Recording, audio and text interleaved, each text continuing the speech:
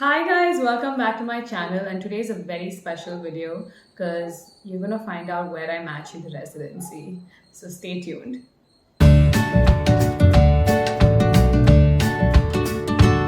Hi everyone, my name is Dr. Deva and I'm an international medical graduate from India, going to start my residency in the US soon. You're going to find tips about USMLE, how to get USC, all on my channel. I have a detailed step 1, step 2 prep video and I'll link it down below, so do check them out when you get the time. And today's video is actually going to be a culmination of all my efforts for 2 years and actually bearing the fruits of my labor. I'm going to go over my entire match process, how many interviews I had, how I felt the process was, and we're going to finally reveal which college I'm going to. So the match process usually starts after the match cycle starts in September of the year that you're applying, and it goes on till March. It's extremely excruciating and filled with anxiety, and it was truly one of the most difficult things I've done in my life, was just going through the process and awaiting the result. So I started out applying to about 140 internal medicine programs. I know that seems like a large number, but compared to like the 450 programs that there are for internal medicine, I was kind of selective about the programs that I'm going to apply for.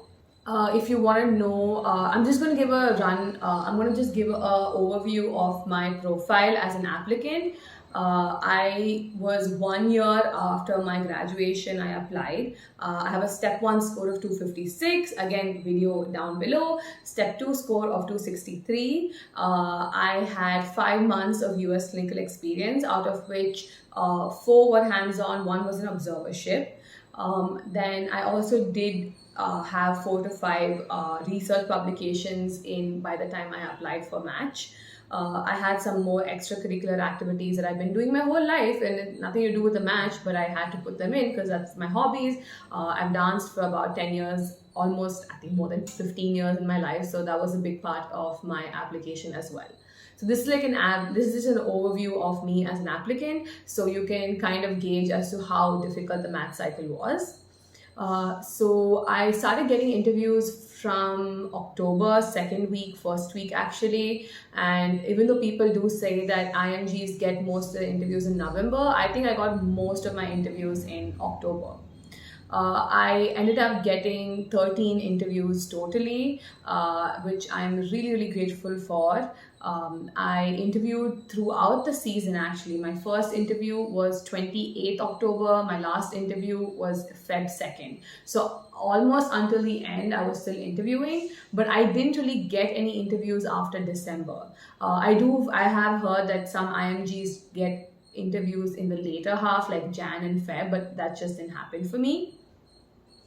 One piece of advice that I would actually give all of you is, I know you might not think you have the good scores or you have good research, but the most important thing when it comes to matching is networking. So networking is going to be the most important thing in your match process, because this will give the program so much insight to you as an applicant. So if you go there, or if you know someone who can vouch for you, that's going to take you so much further than your scores will ever take you. So like if you have research, it's okay, but if you know someone who knows you're a good candidate at a program, nothing can beat that. So I'm going to tell you that, like, I know people say scores matter, that like, no, networking matters. It's the most important. I would say I prepared for my first few interviews really, really well. I was like talking to friends, I was recording my answers, so I knew what I was going to say for certain things. It wasn't really rehearsed, but I just knew that these were certain aspects of my CV I would like to highlight, and these were some interesting incidents and stories in my life that I would like to share. And if they didn't come up in conversation, they didn't come up in conversation. I wasn't going to force them in. I'll release a really, really in-depth video on interview prep and how I went about it. I had an entire Word document written for different questions, and how I was different behavioral questions, and just jotting down scenarios from my life that I can learn from was the main thing about interview prep, is because sometimes you just forget what all has happened with you in your life. So just making a list of that, so in the interview time, okay, these are the incidents that I can refer back to if they do ask you something. So I think the main factors that were important for me came down to quality of training and the visa they were sponsoring. So I did get my step 3 done in December, so I was eligible for a H1, and a lot of my really favorite programs were sponsoring H1s, so it was a win-win scenario in that case. I am not really looking to do a very competitive fellowship as of yet, but things might change. But I knew that I think a H1, I didn't want to do a J1 waiver. It didn't seem like something that I would enjoy doing. I wanted to avoid that if I could. So it was a luxury that I chose to indulge in. The H1 status and the J1 status, the quality of training, and as well as the support system I had in that area. So those were the most important things for me as a resident, and as well as the work atmosphere at that place. So given all of these various criteria, I ranked all my programs from 1 to 13. I did not rank any program because I was really grateful to match into any of these programs. They were all fantastic programs. So coming to that, let me just let you guys know where I'm going for residency. So coming to my match process, where did I end up matching? So here it is.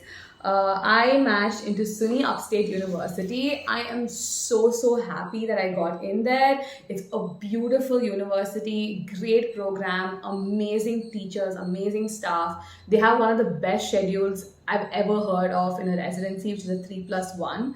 And I'm just really ecstatic. I incidentally found out another friend of mine also matched into the same program. So double bonuses.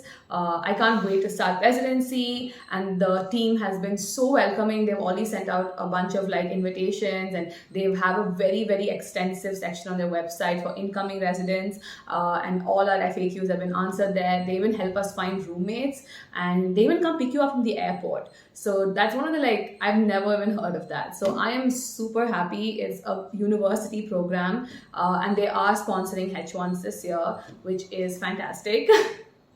I do hope I get one. So this has been the end of a really long journey. I've literally even started and grown a YouTube channel by the time I matched into residency. So you can tell how long this journey has been. I am so glad to be done with it, but you will be seeing me again soon. I'm not going to stop making content for you guys. It might change. It might be more about residency life. So stay with me. I do have USMLE tutoring and mentorship that's happening right now, and you can enroll. I'll leave the links down below. So if you're interested, please do come and enroll. Right as of now, I do have enough students for tutoring, but just send me an email, and if I do have any open slots, I will reach out to you guys.